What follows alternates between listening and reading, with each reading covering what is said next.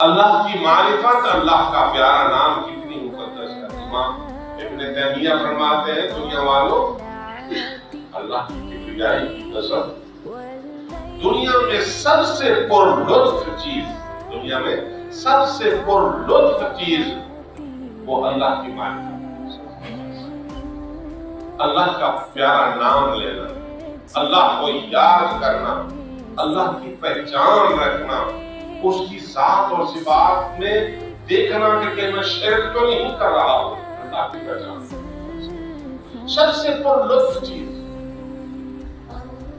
اللہ کی معرفت، دنیا کی پر لطف چیز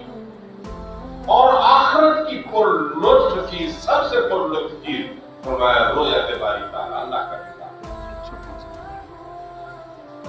دنیا میں رب کا نام، اللہ کی پہچان، اللہ کے ساتھ تعلق، یہ پر لطف چیز۔